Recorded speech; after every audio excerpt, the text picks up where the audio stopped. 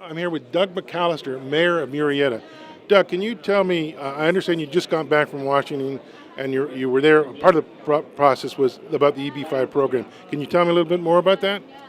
EB5 for the city of Murrieta has become a very, very important tool for creating jobs on the ground. We're very focused on expanding our markets overseas and then coming back and be able to find for our businesses and allow them to be able to expand their business to take advantage of the deals that we're helping them find overseas. It becomes a very synergistic relationship with our businesses for economic development. I went back to D.C. this last week, and I'm there frequently, so they know I'm coming. One of the topics I wanted to talk about, given the issue of reauthorization of EB5, was making sure that our delegation, both on the Senate and the House side, understood how important this was for us to make sure that this was not only reauthorized, but for a longer period of time. Perhaps it needs to stop being a new policy, it needs to become a permanent program, and make sure they understood that. And I was very concerned that most of the folks I talked to, it wasn't even on their radar, and some of them didn't even know what EB5 was. So we spent last week educating the members of Congress about how important this was, what it was, and why we need to have it reauthorized in September. Well, I understand it's not just the reauthorizing of the EB5 program, but the reauthorizing of the regional centers, because they, from what I understand, create about 95% of the investment, correct?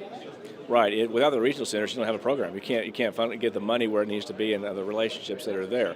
And so the whole thing was, my sense is that there are folks that are carrying the water on this for us to see to it that it is reauthorized. My concern is not enough education has been in place so that the folks on the Hill understand how important this is on the local level. It was an example of a bit of the disconnect that I'm hoping that we can fix going forward.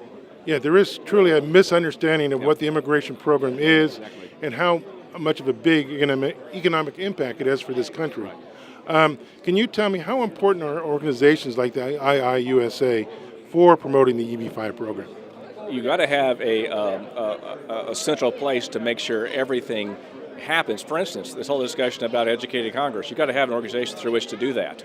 That's why this is such an important group. It's carry the water on this and carry the message forward. And it's also very important for EB5's future on a couple of levels, not just the reauthorization. It's also extremely important from the standpoint of the authenticity of the regional centers and playing by the rules to make sure that in essence the integrity of the EB5 investment remains. Yeah, I understand it's kind of a Wild West type right now, so it's important, one, that the EB5 investor do their due diligence, but to have resources to be able to do that. Can you tell me, what do you hope to walk away from today's event here in Laguna Beach? My purpose for being here is to communicate how important EB5 investment is on the local level for job creation within cities. I'm going to use Murrieta as an example of a way to do it right and such, and then also encourage the folks to keep doing what they're doing, but do it with authenticity so that it's in such a way that we don't lose this incredible tool. But right now in California, the state of California seems to be very focused on taking away every tool we have for economic development. The last casualty is redevelopment. We can't lose EB5 right now, and so until the banks begin to lend more or whatever the other tools might show up, my purpose here today is to communicate how important it is this organization lobby to make sure that EB5 continues. You know, a good example, as I understand, in your city, there's a new Continental Medical Center that one of your regional centers brought in, and I understand it's going to create 50 to 100 high-paying medical jobs with a fiscal impact to your city of, say, $5 to $10 million annual. Is that correct?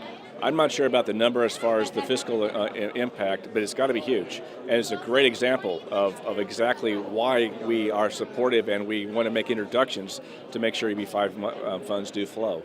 I believe you're talking about RadNet. And RadNet is an incredible example of when EB5 works right. And it does bring all those high-paying jobs and it brings in the revenue. And on the process, it is a medical business, so it also enhances the quality of life of our citizens. They don't have to go to San Diego or anywhere else. They can go right here in Murrieta to make that happen. And that's something it fits very, very cleanly with what we're trying to do.